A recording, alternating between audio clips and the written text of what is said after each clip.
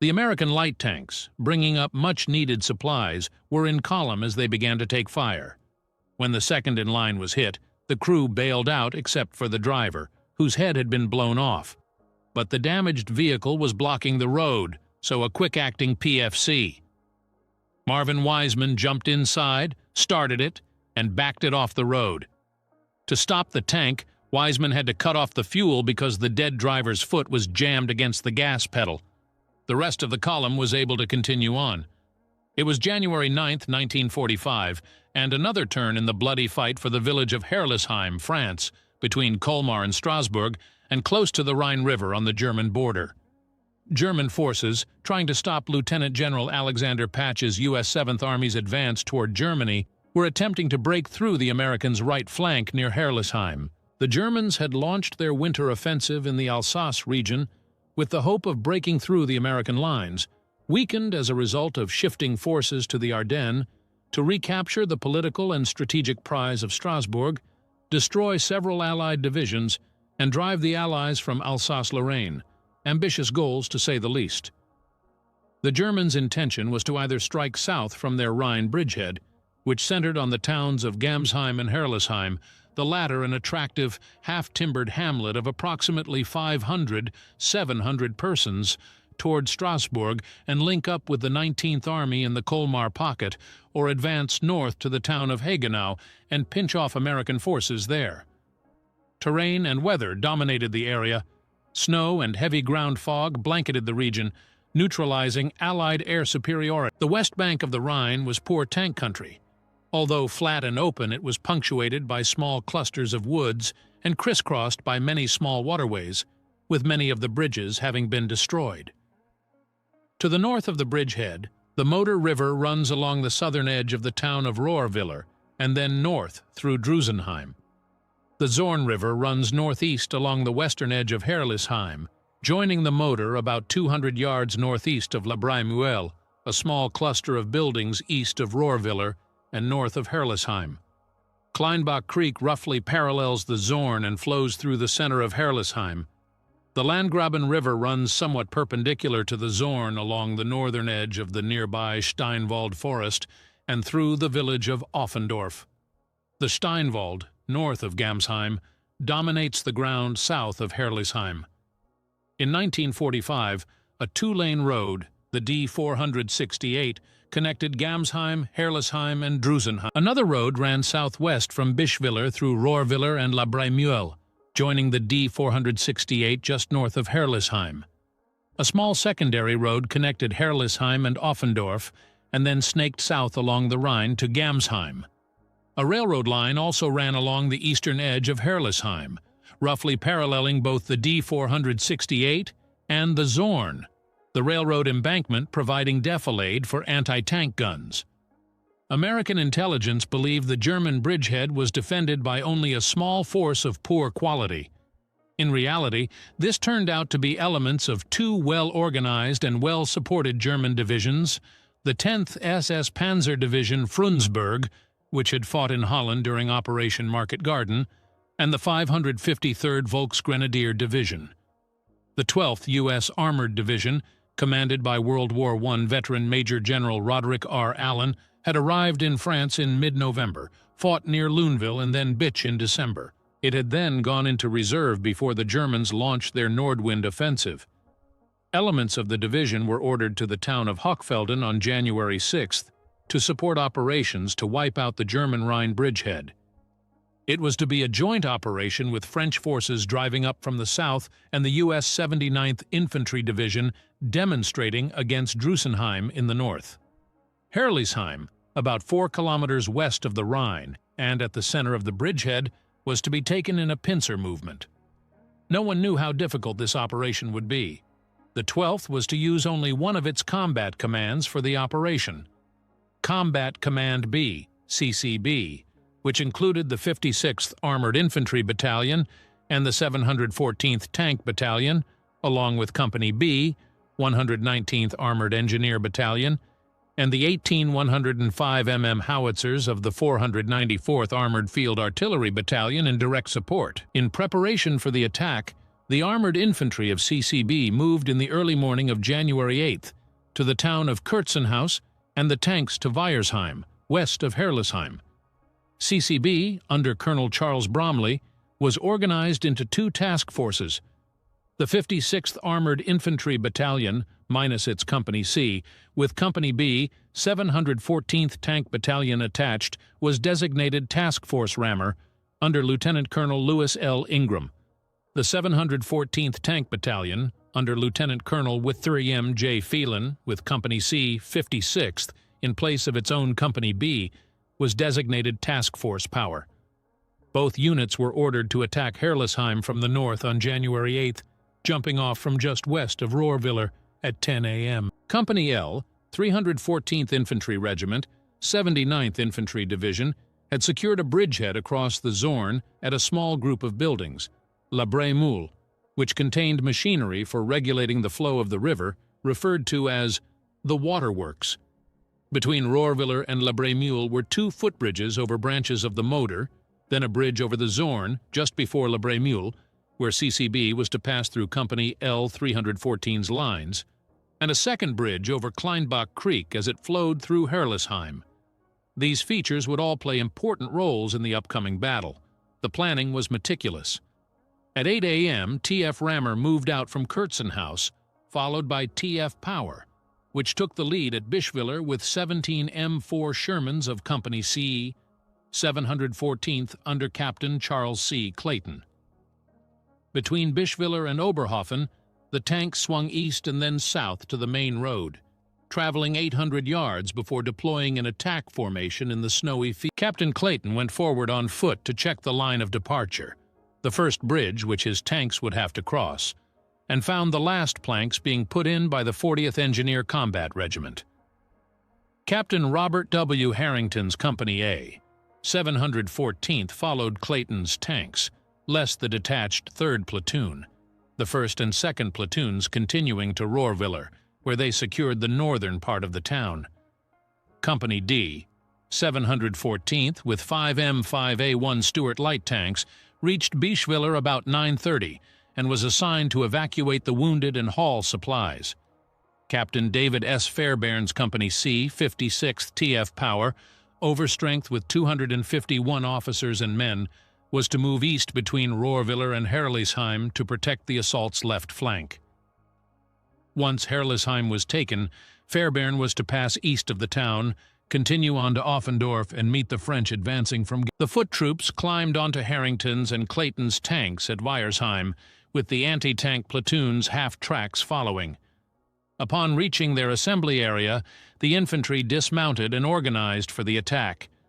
Captain Burnett B. Beach's Company B, 56th, understrength at 155 men, and with the headquarters company's 28-man heavy machine gun platoon attached, led TF Rammer in its half-tracks. Captain Clyde K. Maddox's headquarters company, 56th, was bringing up the rear of TF Rammer, but then moved in front at Bischwiller. Its 11-man reconnaissance platoon reached Rohrwiller at 9 a.m. The heavy mortar platoon led by 2nd Lieutenant Leo Mulligan, 25 men with 381 mm mortars on M21 half-tracks, followed. Behind them was a 26-man assault gun platoon with 375 mm howitzers on M8 light tank chassis. The units were to reinforce the attack and provide on-call fire. Maddox's 56th Battalion's HQ company set up its command post in Rohrwiller. Captain Francis B.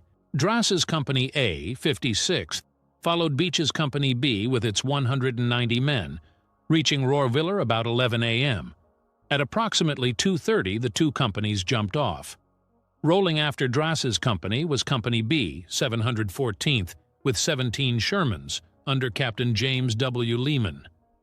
In order for Clayton's Company C, 714th, to move east of Rohrwiller-Herlesheim and clear that sector for the 56th's drive, 2nd Lieutenant Wallace A. Russell's 2nd Platoon of Company C, 56th, moved forward to check the bridges, which the tanks would need. They reached the Bailey Bridge across the Moder at 10:20 a.m., just as the engineers completed work. Russell radioed for the tanks and the remainder of Fairbairn's Company C to move up, but as the 2nd Platoon approached La Brémoule, it came under fire. When Russell reached the waterworks and found Company L, 314th Infantry defending, he discovered that the just-built motor bridge had been destroyed. At about 11:45, Fairbairn's armored infantrymen came forward and located the waterworks keeper, asking if the water level could be lowered enough for tanks to cross. When told that it could be reduced by a meter where the Zorn River met the motor, Fairbairn called for 2 tanks from Clayton's Company C, 714th, to attempt the crossing. Only one managed to wade the river. Fairbairn then directed Russell to lead a patrol to obtain prisoners. With 5 men, Russell captured 6 Germans. While returning, they drew fire. 2 men were killed and 1 was wounded. When they reached the outer wall of the waterworks courtyard, enemy fire increased. The prisoners made it into the courtyard with Russell, but 2 men with him were killed. When 2 enlisted men were wounded, Captain Fairbairn rushed out to aid them but was hit in the shoulder. Lieutenant Russell, a medic, and another man then made 5 trips with a stretcher to bring in the wounded as the Germans held their fire. Before being evacuated, Fairbairn directed 1st Lieutenant John E. Trusley, anti-tank platoon leader, Company C, 56th, to take command of the company. Since the bridge at the waterworks was out, preventing the tanks from moving with the infantry, Lieutenant Colonel Phelan called Captains Harrington and Clayton and Lieutenant Trusley at 2:30 p.m. to give them the word that the 56th would attack without close armor support. The tanks of Companies A and C, 714th, were to support by fire, assisted by the 714th's 4 105 mm assault guns. It was late in the afternoon when Clayton's tanks began to move from La Brémoule to positions west of Herlesheim, facing the town, later joined by Harrington's Company A. When darkness came, they pulled back. Lieutenant Colonel Ingram, in command of T.F. Rammer, contacted Captain Lehman, Company B, 714th, and told him to bring his tanks from Bischwiller to Rohrwiller and then move as close as possible behind the dismounted Companies A and B. But when Lehman received word that the infantry was drawing fire, he deployed his tanks around La Brémoule. That afternoon, when Lieutenant Trusley, commanding Company C, 56th, found that the 2nd Platoon was holding La Brémoule, he ordered the 3rd Platoon to advance from Rohrwiller to the waterworks to relieve Russell's troops. They arrived there shortly after dusk. Companies A and B, 56th, were then to enter the waterworks, cross the Zorn, and continue to Herlesheim abreast as darkness set in. When Captain Beach, commanding Company B, 56th, was told that the 2 footbridges to be used were under mortar and artillery fire, he decided to rush a squad at a time across them, after which they would move off to the west side of the road to Herlesheim, where a slight embankment offered some protection. After 1st Platoon dashed across the 2nd footbridge, mortar fire became intense, inflicting heavy casualties in the 2nd and 3rd platoons. At 3 p.m., Beach's hard-hit Company B moved over the bridge at the waterworks and swung east into a nearby alleyway. Many of the personnel became confused as they found that 2nd Platoon of Company C, 56th, and Company L, 314th Infantry, occupied buildings there. The 1st Platoon was sent to the west side of the works to make room for the other platoons. As this was taking place, the Germans unleashed a mortar barrage on La Brémoule, wounding Captain Beach in the legs. 2nd Lieutenant John R. Kasner, Jr., 2nd Platoon leader, briefly took charge of the company. After reorganizing, Company B moved out. When the 1st Platoon had almost reached Kleinbach Creek, it turned to the south, going directly at Herlesheim. The 2nd Platoon moved abreast to the east, with 3rd Platoon following. They paused briefly to let Company A catch up, then moved another 50 yards and dug in as darkness fell.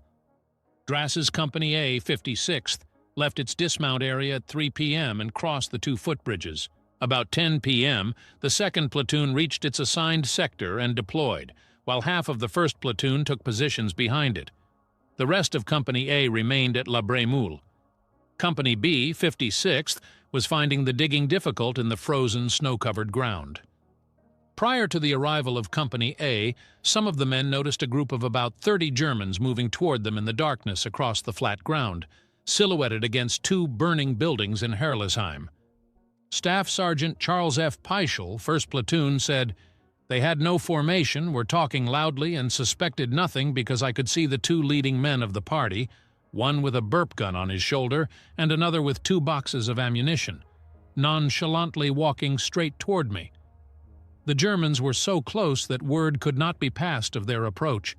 However, all the GIs seemed to have sighted them about the same time, as they quickly stopped digging and silently took up firing positions.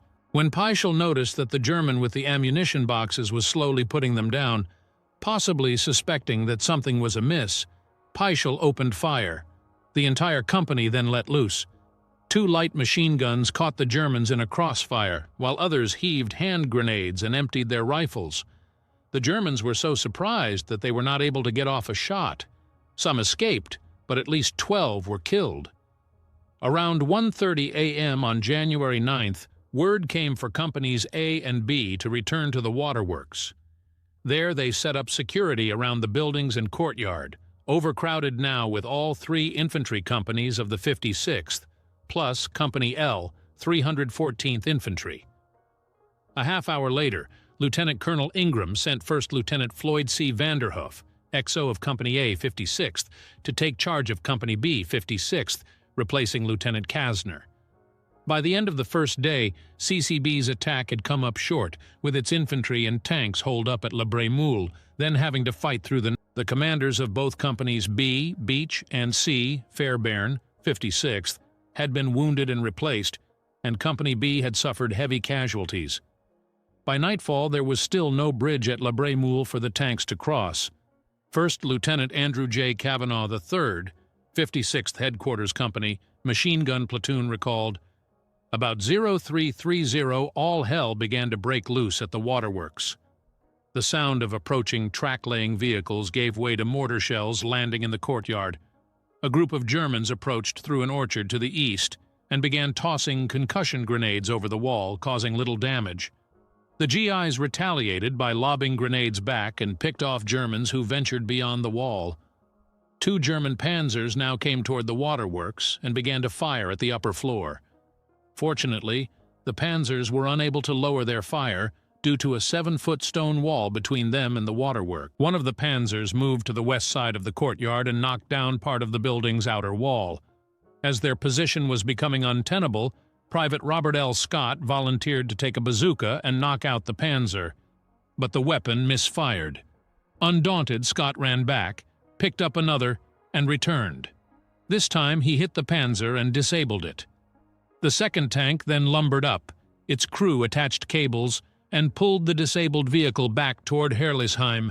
Fighting at the waterworks continued until daybreak. During the night, the American commanders prepared plans for a dawn attack on Herlesheim. Company B, 56th, now under Lieutenant Vanderhoof, was to lead off at 6:05 a.m., to be followed 10 minutes later by Drass's Company A coming abreast on B's west flank.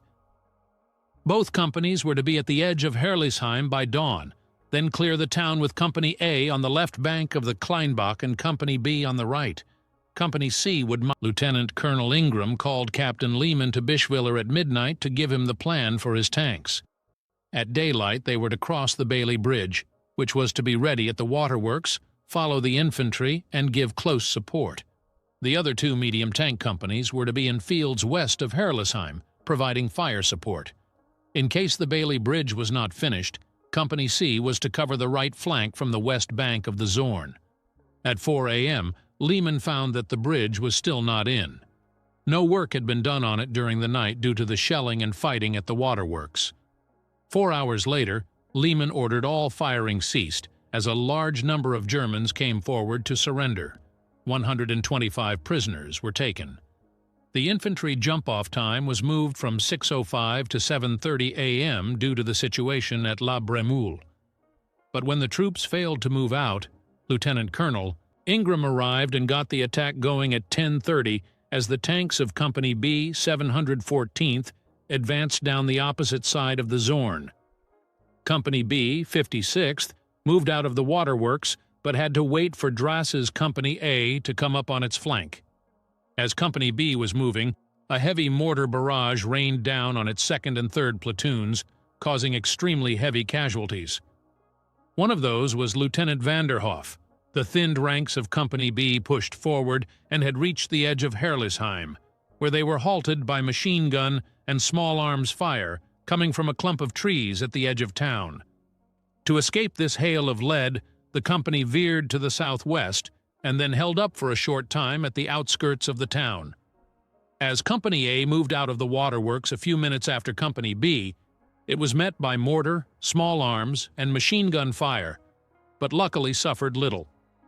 After they pulled alongside Company B's west flank, the assault moved a little over halfway to Herlesheim. Drass's company pivoted to the southeast and entered the village. They advanced against small arms fire, intending to secure the northwest part of the town and continue south through the streets. After Companies A and B cleared out their sectors, they were to meet where Kleinbach Creek exited the town and await orders. During the morning, the 3rd Platoon of Harrington's Company A, 714th, rejoined the company on the left of the 2nd Platoon, relieved from its earlier attachment. Lieutenant Colonel Phelan ordered it to move as close to the Zorn as possible to protect to the east and northeast. The platoon then spotted German machine guns and panzers that were firing on the infantry as they emerged from La Bremoule. The 1st and 2nd platoons had moved down to the Zorn, west of the town, to provide direct fire into its southern half, which would be lifted as the infantry entered the town. But the 3rd platoon could not return the fire because Company B, 56th, was passing directly in front of us, explained Captain Harrington, Company A, 714th. Just prior to Harrington's tankers moving down to fire into the town, Clayton's Shermans had gone forward. Along with assault guns, the tanks blasted the town, gradually moving their fire down as Company B, 714th, neared. At about 8:30 a.m., Drass's men entered Herlesheim. The first 4 intersections along the north-south road into Herlesheim had been designated as phase lines. Upon reaching each line, Company A was to radio the Battalion CP in Bischwiller, but was unable to do so because its radios were not operating. Companies B and C were also having radio problems. Company A began to move through Herlesheim's streets, clearing the houses. The 40-man 2nd Platoon led off, working from the westernmost north-south road toward the east. Company B was to fill the gap from there to Kleinbach Creek and along its The 1st Platoon, Company A, with 35 men, entered just below the 2nd, moved down the same road, but cleared in the opposite direction to the west. Drass's troops hadn't gone far when they encountered a Mark IV Panzer. After a half hour, the Panzer withdrew. As the company began to move again, it was confronted by 6 German paratroopers and killed 3. The troops advanced by squads, one leapfrogging past the next as they cleared the houses. While a few men stood guard outside and others went to the rear to check the outhouses, the rest made a search of the rooms. They kicked doors open and poked into basements and upper stories, capturing a few prisoners and discovering abandoned machine gun and anti-tank gun positions. The 3rd Platoon, with 19 men, followed the other 2 and mopped up, capturing 16 Germans in one cellar. As Company A approached the bridge within the village, unknown to them, a Panzer sat on the opposite side of the stream with its main gun trained on the bridge. When the 1st Platoon reached the bridge, 3 men started across. The first soldier reached the center of the bridge just as the Panzer fired an high-explosive round and then finished him off with its machine gun. The other 2 men managed to crawl back to safety. The 2nd Platoon ran into heavy fire to its front and left flank, as 1 man was killed and 3 were wounded. At about 10:30, Lehmann's Company B, 714th, moved out from La Bremoule to the west of Herlesheim, keeping pace with the infantry on the other side of the Zorn, with the tank platoons firing to cover each other as they leapfrogged southward. When west of the town, they let loose with their machine guns at foxholes, along the west bank of the Zorn, and at a pillbox. About 25 Germans quickly surrendered, and the pillbox proved to be empty. Company C, 56th, in reserve, moved from the waterworks about noon. The 1st Platoon, under Tech, Sergeant Lowell D. Huddleston, was to have its west flank guiding along the road from La Bremoule. Lieutenant Russell's 2nd Platoon was to follow the 3rd, under 2nd Lieutenant Gino A. Forchielli, as it advanced between the Zorn and the road. Huddleston's 1st Platoon moved quickly to get under cover just west of the road, while 3rd Platoon came up on the double and moved abreast of the 1st on its west flank. The company entered Herlesheim at about 2:30 p.m., having suffered only 2 casualties in spite of being subjected to intense fire, including Nebelwerfer rockets. At about 4 p.m., Captain Lehman found that the Bailey Bridge at La Bremoule was finally in place, so Lieutenant Colonel Ingram ordered Lehman to move his Company B tanks over it and into Herlesheim at once. The 1st Platoon was to hold its position and cover the 2nd and 3rd as they moved through the waterworks. Lehman's company encountered heavy fire as it started toward La Bremoule. 1st Lieutenant Arthur D. Sloat's tank was hit and went up in flames, killing 1 crewman. A 3rd Platoon tank belonging to 2nd Lieutenant Charles M. Heisinger was knocked out and 2 of the crew killed. A 3rd tank was hit and set on fire, but the crew escaped. A 4th was also hit. The fight was over in minutes. When Lehman saw the condition of his platoons, he asked for and received permission to take them back to Rohrwiller to straighten out. As darkness came, Company A's and C's tanks pulled back. During the night, plans were formulated for Companies B and C, 714th, to attack Herlesheim the following day. 2nd Lieutenant John Patterson, Jr., 1st Platoon leader, dispatched a messenger to Captain Drass, Company A, 56th, reporting their situation, requesting ammunition, and calling for artillery fire on enemy strongpoints. Drass gave orders for Company A to withdraw to the vicinity of Phase Line No. 4, reorganize, and set up defenses. He intended to consolidate the battalion in the morning and then push through the town. That morning, Company B, 56th, entered Herlesheim about a half hour behind Company A, after having been subjected to merciless mortar shelling that thinned its ranks to approximately 35 men. Lieutenant Kasner, once again in charge of the company, gathered the survivors at the edge of town, then proceeded to enter the northwest corner of Herlesheim to begin clearing houses. Sergeant Peischel reported, "As we advanced, the enemy ran down the creek southward like scared ducks, leaving their foxholes at the rear of the houses without their weapons. By about 3 p.m., Company B had only its light machine gun squad and a few riflemen left. Then German machine guns opened up, accompanied by mortars. 1 man was literally blown apart by a shell. As the men were ready to push along the main road under 1st Lieutenant Henry Hilgert, 3rd Platoon, Lieutenant Kasner came. Seeing that he had just 20 men left, he ordered them to fall back to be replaced by Company C. As Company B moved into a house along the westernmost road that was thought to have been cleared, 36 German soldiers surrendered. Near dusk, with communications to battalion having been lost, Lieutenants Kasner and Trusley and Captain Drass, the latter now in charge of all the infantry in Herlesheim, decided that Company B would hold in place and wait for morning. Company B's anti-tank platoon, which had been guarding the bridge near Rohrwiller, received word at 2 p.m. to move to Herlesheim and reinforce Company B. The platoon was able to reach Company B's CP without loss, nearly doubling the company's strength, as darkness was setting in. In the meantime, German anti-tank guns fired on the 714th tanks in the open fields to the west, sending several up in flames. When Lieutenant Kasner was badly wounded by mortar shrapnel, a lieutenant named Hilgert took command of Company B.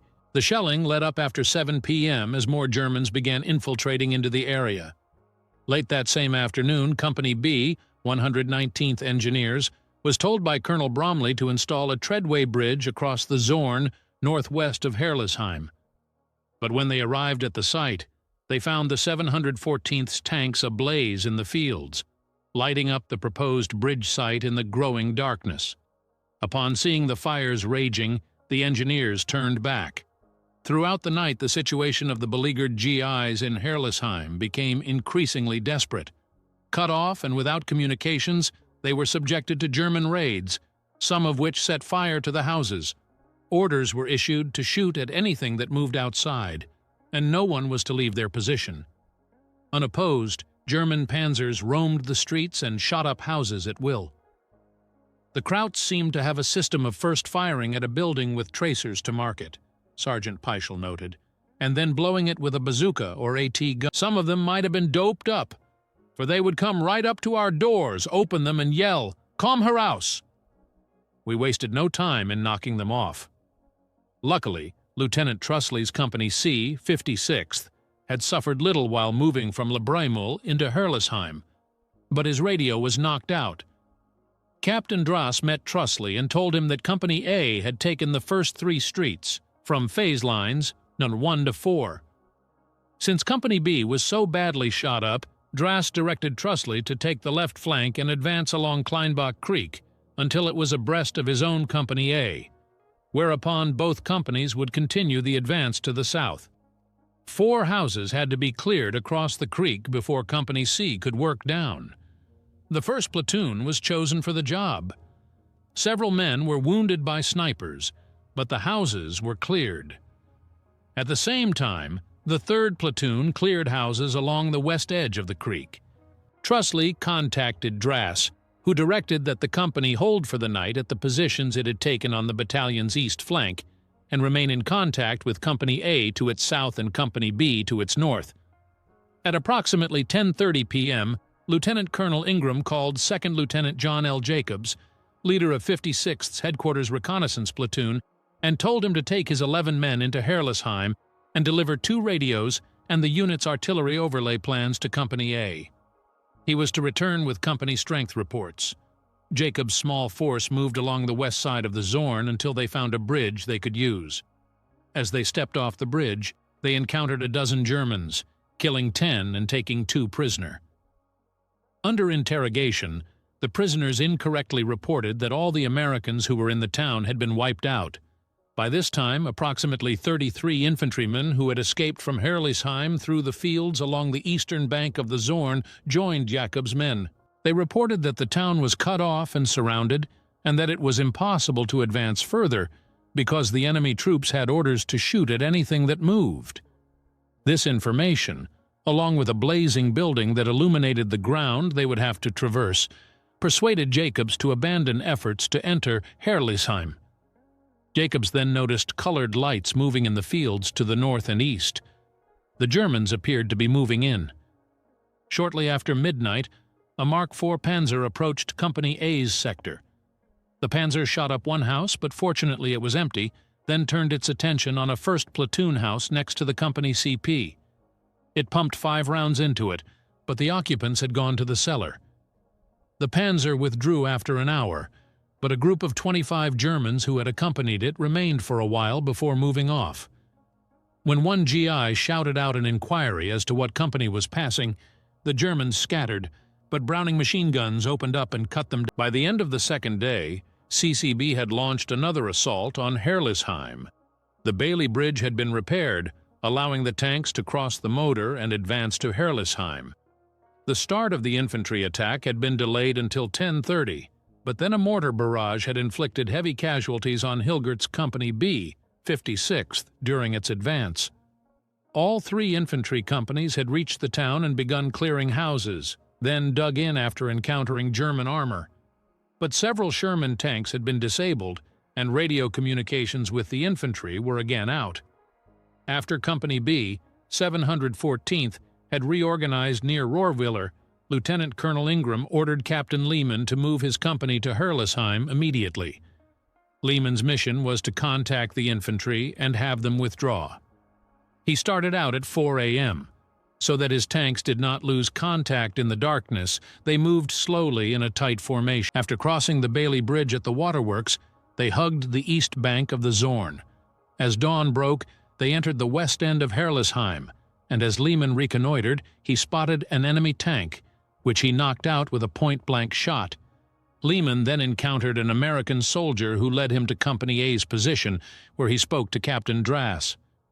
Told that the infantry companies occupied only the northwest part of the town, he pulled his tanks up to that vicinity and radioed CCB that he had found the cutoff units. Headquarters told him to remain in place, but Lehman indicated that he thought that they could not hold the town. At 6 a.m., Lieutenant Cook in Oberhofen received word from Lieutenant Colonel Ingram to take his light tanks to Rohrwiller, where he was to pick up the 56th Battalion's headquarters company commander, Captain Maddox, and 19 infantrymen and take them to Herlesheim, along with critical supplies. Meanwhile, the engineers of Company B, 119th Engineers, were ordered to move down into Herlesheim as infantry. CCB was running low on troops. With all three of its platoons at full strength, 45 men each, the engineers started out from Oberhofen in a column of trucks and half-tracks, then dismounted and traveled along the west side of the dry Augraben Creek. After a reconnaissance party found the damaged footbridge, they managed to cross despite the damage. Haze and mist allowed them to reach Herlesheim safely. The engineer platoons were placed at the southernmost point of the defensive perimeter. Foxholes were dug, minefields laid, and 6 medium tanks positioned to provide cover with bazooka teams protecting each. When Cook reached the footbridge, he found that the Germans had attempted to destroy it. All that remained was a 15-foot-long stringer and railing, but enough to allow the men to cross one at a time. The infantry moved into the town at about 7:30 a.m. under the cover of a thick fog. Cook returned to Rohrwiller. At 8 a.m., Cook and his light tanks went forward again to the footbridge, this time transporting Lieutenant Colonel Ingram and 5 of his men. A short distance beyond La Bremoule, the column was slowed by enemy fire. Cook's tank, the second in line, was hit.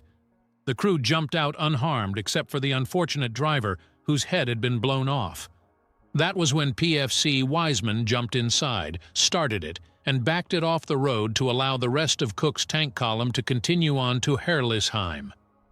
The light tanks brought in supplies to the beleaguered troops and evacuated the wounded under a thick fog. Captain Maddox contacted the 3 company commanders and found that there were approximately 50 wounded who required evacuation. The tanks made 3 trips to remove the wounded, but during their 4th trip, about 2 p.m., they drew heavy anti-tank fire, which brought a halt to the operation. Lieutenant Colonel Ingram arrived at 9:30 a.m. to size up the situation and formulate plans to continue the attack.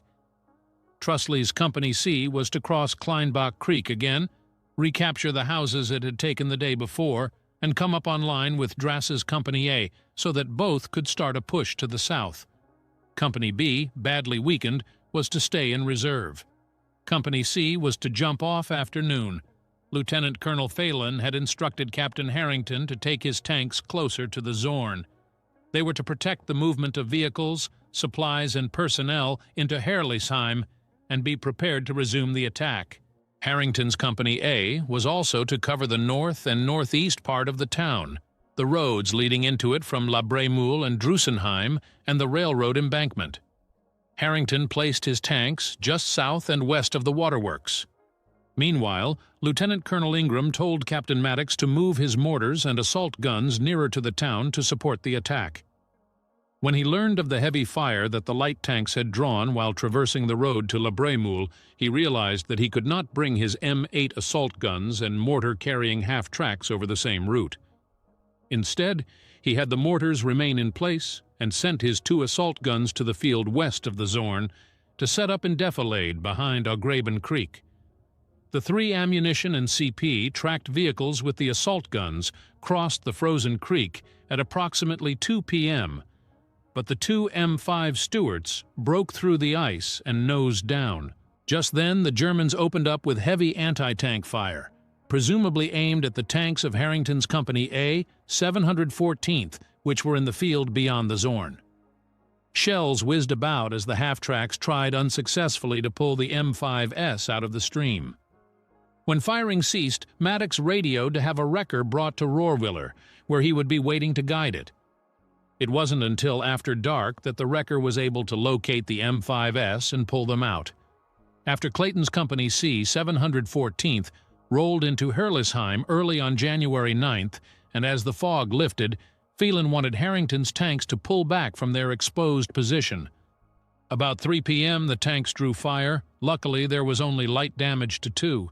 The tankers were then ordered to move farther west, the crews using smoke bombs to screen their withdrawal.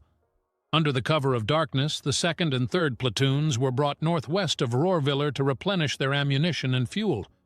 The 1st platoon remained behind. At 10:10 a.m., Lieutenant Colonel Phelan visited Company C, 714th, with orders for Captain Clayton to take his tanks over the Bailey Bridge and along the road leading into Herlesheim from the north to join the infantry in continuing the attack.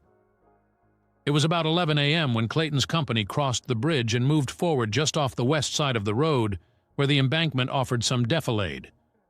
As they pulled onto the road in front of the town, all three 12th Armored Division artillery battalions laid down a heavy smoke screen to the east. As the tail of the column was entering the town, a Sergeant Phelps, commanding the next to last tank, spotted Germans manning an anti-tank gun at the northeast corner of the town. The Germans fired from several guns. The trailing American assault gun was knocked out, but the crew escaped. The few American tanks still outside town moved quickly to get under cover, which they were able to do due to the fast thinking of the 1st platoon leader, Lieutenant Dominic A. Dolce, as he advanced the head of the column to allow sufficient room for the rear of the column to get into the protection of the buildings. After Lieutenant Colonel Ingram reached Herlesheim, and plans had been made to continue the attack, Captain Lehman received word from Major Edward L. Livaudace, S3 56th, to sit tight, as CCB was sending Lieutenant Colonel Phelan down to take charge of operations. Phelan reached Herlesheim at about 1 p.m. Company C, 56th, was ready to jump off as Phelan decided the attack should begin at 2 p.m. and include the engineers and his tanks as support. Battery C, 494th Armored Field Artillery Battalion, was to fire an artillery preparation prior to the assault on the north edge of the Steinwald Wood. At 1:45, they were to lay down a 15-minute concentration on the southern end of the town to soften it for the infantry advance. Drass's Company A, 56th, was to move down the westernmost street of Herlesheim with Hilgert's Company B following. Upon reaching the bridge over Kleinbach Creek, Hilgert was to cross over, join Trusley's Company C, and work along the main road. Each company was to be supplied with 2 tanks from Lehman's Company B, 714th, as support. Once the drive got underway, Lehman planned to take the remainder of his tanks across the creek and place them at the eastern edge of town to protect Trusley's Company C.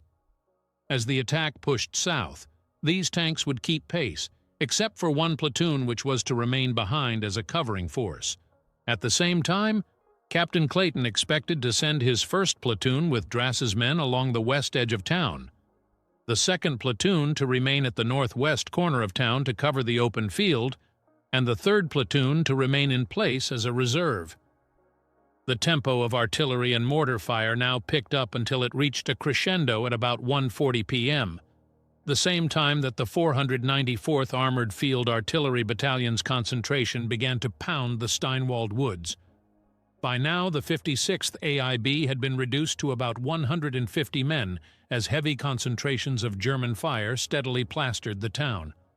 At the CP, Phelan and the other officers organizing for the attack had to move several times to escape German shelling, fleeing from their CP building and ducking into the nearest house. A few minutes before the units were to jump off, at 2 p.m., direct hits were scored on the house, blowing down the ceiling and injuring all the occupants. The wounded included Phelan, with a compound fracture of the leg and shrapnel in his back, and Lieutenant Dolce, whose intestines lay exposed. The attack was not able to get underway due to the heavy infantry casualties and the steady stream of mortar and artillery shells, which lasted until dusk. The few men that Trusley had on hand attempted to get across Kleinbach Creek, but were stopped cold along with the supporting tanks, hit by tank and anti-tank gunfire. At 2:40 p.m., Captain James M. Boone, S3 of the 714th, who had arrived at Herlesheim with Phelan, took command of the troops in the town by order of Major William B. Avery, S3 of CCB, for the purpose of consolidating forces. After determining the number of troops and conditions, Boone reported the situation to Major Avery. In addition, they determined that infantry reinforcements should be sent in immediately, feeling that they could not hold their present positions if the Germans attacked in force that night. It was considered impossible to withdraw during daylight. At around 4 p.m., General Roderick Allen, division commander, ordered CCB to renew its attack, but Colonel Bromley, the CCB commander, told Allen that his unit had suffered heavy casualties and was in no shape to attack. He proposed that the division simply contain the bridgehead and let the Germans wear themselves out trying to sustain it. Unaccustomed to having his orders challenged, Allen relieved Bromley of command. Captains Boone and Drass and the other officers saw to the establishment of defensive positions for the night. The tanks were dispersed among the houses to cover the streets. That night, while defenses were being established, General Allen decided Bromley was right and ordered CCB to pull all units out of Herlesheim as soon as possible. On Captain Boone's order, the infantry companies were to move out in 5-minute intervals. Each was to contribute a squad of 6 men with a machine gun to guard the area around the tank companies. Companies A and B at the northwest corner of the town and Company C to the south. The tanks, in turn, were to cover the infantry as they withdrew and follow about an hour later when Boone gave them the green light. Company B, 714th, would wait 10 minutes after the signal before pulling out, with Company C tying in behind. 3 of Company B's tanks were to be the last to leave. To keep noise to a minimum, tank engines were not to be started until the last moment. At that time, the infantrymen, who had remained behind on outpost, were to depart. A friendly artillery barrage came down on schedule. Under its protection, the troops began to withdraw. The 3 rifle companies moved off at approximately 1:30 a.m. on January 11th, but the night air was so thick with fog that the infantrymen had to hold on to one another's belts as they moved in a column. The 3rd platoon of engineers was the last to leave. The mist and bitter cold intensified the men's suffering. The infantry and engineer units reached the Zorn in less than an hour. Company A was the first to cross, followed by Company C and then B. The Germans were apparently unaware as the operation was completed without loss. A half hour after the troops left the town, Boone gave the signal for the tanks to start their engines. They drew no fire on the way out. Captain Lehman led his company along the east side of the Zorn with Boone behind, then Company C, and finally the rearguard tanks carrying the infantrymen who had remained behind to defend the tankers. On the way out, Captain Clayton's tank quit and had to be abandoned. The crew transferred to another tank, and both companies crossed over the Bailey Bridge at La Bremule, continued on to Rohrwiller, and went into an assembly area northeast of Bischwiller. The successful withdrawal was due in no small part to the artillery support. Shells were dropped at several points in and around the town.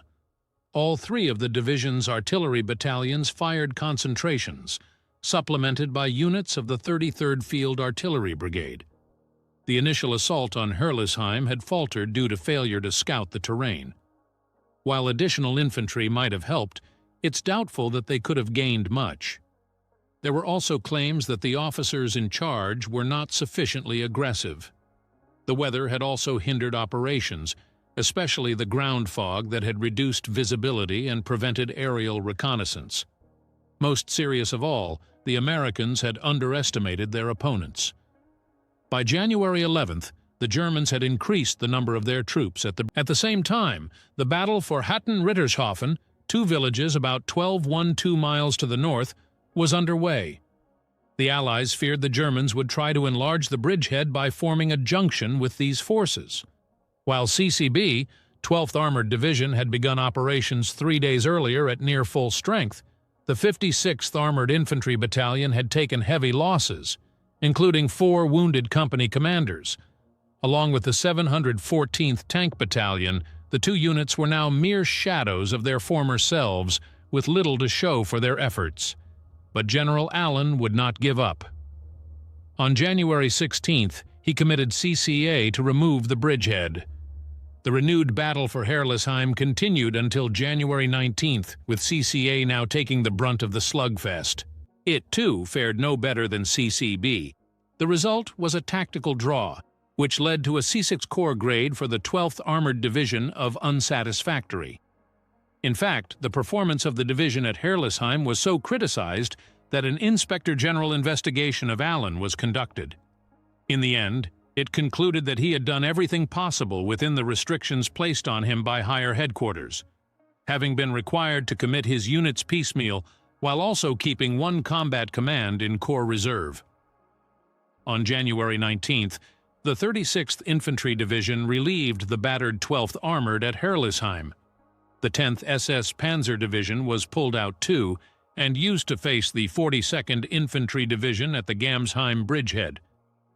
Then it was withdrawn to Germany to try to stop the Soviets during the Battle for Berlin. Although the 12th Armored Division's performance had been judged unsatisfactory, it had fought bravely and stopped the Germans from breaking out of the bridgehead and reaching either Strasbourg or the Colmar pocket.